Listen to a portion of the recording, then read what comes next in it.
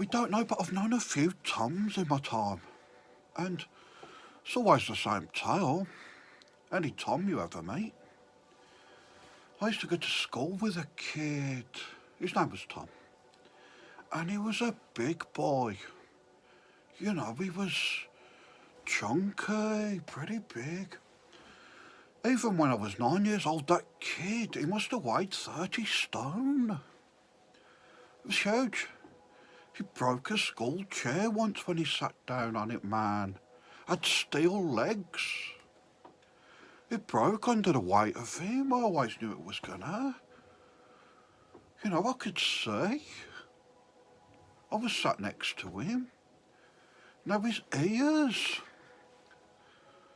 The poor thing, he used to have this thing and his wax would drip out of his ears.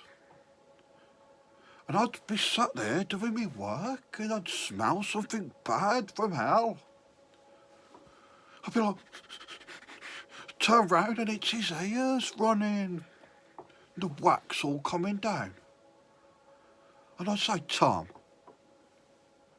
He'd say, oh, I'd say, Tom, can't you wipe it up? I'd say, sir, Tom's ears are going. You know, but Tom, he didn't have any consideration for me, the smell, the stench.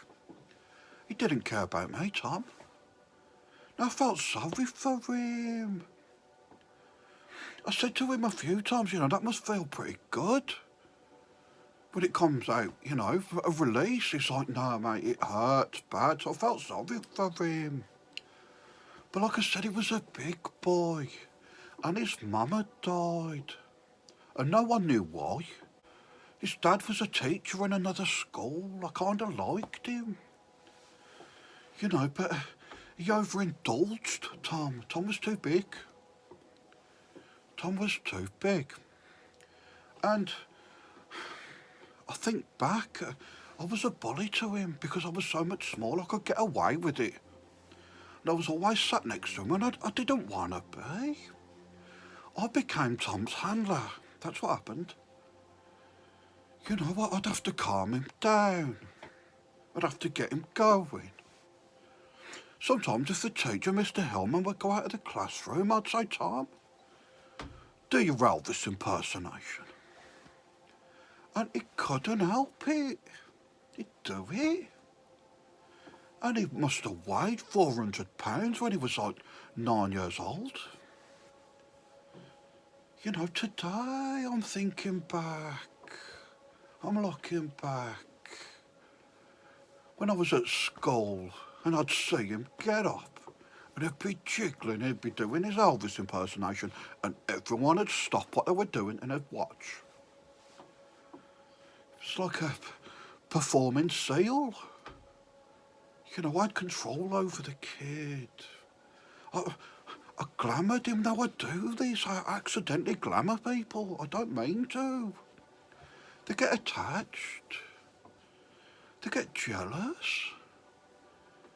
You know, it gets like that. But he was like this. And I'd say, Tom, do your dance. Do your Elvis. And Mr. Hillman would go out for 5 minutes and he'd be going the whole time. And he'd get up on the tables. Now, this was dangerous. It was dangerous. I knew it was. Everyone knew it was. But he was lost. He was gone into another world. He became Elvis Presley. It was a great impersonation. No, it was the Vegas years, the burger years, yeah, for sure. You know, but it had its charm. Now, the teacher would walk back in, Mr. Hillman, and be like, he had a Welsh accent. Now, I can't do Welsh. I don't want to do an impersonation of the dude. Go thinking back on him, it creeps me out. Mr. Hillman, he was weird. But he'd come in and he'd stop everyone. Wait, sit down. Tom, what you doing? What you doing, Tom? No, he was Welsh. It's more Irish, isn't it, what I'm doing? I can't do accents. But he'd say, Tom, what you doing? Get down off that table. It was Welsh, like I say, but, You know, Tom would get down and everyone would go shush pretty quick. And then there was just this feeling of embarrassment. Tom had caused trouble with his jiggling and his bopping. Now, I was a good organiser of things, even as a child. I could have said, someone keep an eye out. You know, let's save us this embarrassment. Now, I don't know, looking back, there would have been times, I'm sure, where I'd have tried to get Tom to stop, but it took a teacher to do it. You know, we was doing the David Brent dance way before, man. You know, I got to see it. Now, I'd say things to Tom when he was having his dinner, because he used to have packed lunches. Only the posh kids had packed lunches. Everyone else's mums were too busy or too poor. So we were getting the free meals at school, and you couldn't eat them. So you were like, everyone was anorexic. Most kiddies were, they couldn't eat food. Probably eat a bit of pudding. You know, but even that, you were taking your chances. Well, he had packed lunches, Tom. I used to be a bit jealous of him, because I'd be sat there with some slop. And I'd look over, he'd have a nice looking ham sandwich that his dad had done for him. You know, but I'd say, Tom, as he was about to put it to his lips, I'd say, Tom, there's a maggot in that. And he'd stop and he'd go, oh, don't say that. So there's fucking wriggling with them. He'd put his sandwich down. I can't eat that now. I'd say, oh, Tom, I'm only playing. You know, there's no maggots in that. And I'd be like, passing this slop around on me plate, looking at him all jealous. You know, he's got a nice looking chocolate bar. Nice looking packet of crisps. You know, he had the works. You know, like I said, he was a big boy. You know, I didn't see him, like, overeat, but he would have done that on the night times, man. This was him in public, in front of everybody, knowing he was huge. Knowing everybody saw him as some kind of freak.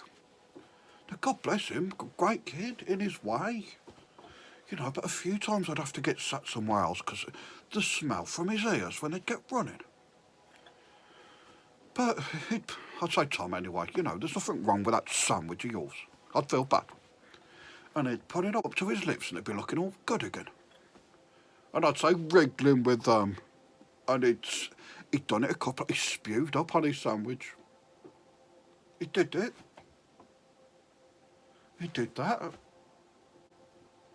I'm sorry, Tom, looking back. But, you know, he did annoy me and he was a bully. You know, I wasn't scared of him, but, you know, he could get physical, the kid, get violent. I remember one dinner time, he didn't want to play football and I forced him to play. I said, play with us. You're playing football with us at dinner time, and someone kicked him in the face with the ball. He just popped in his face and everyone laughed. And he couldn't handle it. He froze on the spot. He didn't know what to do. He was in shock. And he started shaking and raging. And I was stood there. It wasn't me. I didn't kick him in the face with the ball. It wasn't me. But I was the closest thing to him. And he grabbed me by the shoulders and he started shaking me violently in the playground.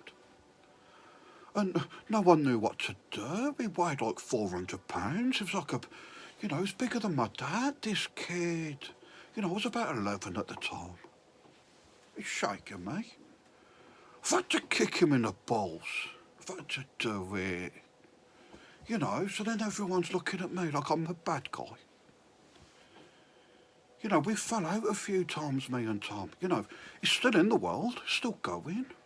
I've tried to add him on Facebook a few times, but he won't do it. Because, You know, he has flashbacks when he even thinks about me. I'm sure of it. You know, I had to slap him. I had to do that. I had to keep him in his place and tell him yes, no. Slow down. He'd try and copy my work, my school work. I don't like that. I'd have to backhand him for that. You know, I'd get told off by Mr. Hillman. You know, Mr. Hillman pulled me aside a few times and told me off about the way I was treating the kid. You know, eventually I had to split us up, move us apart.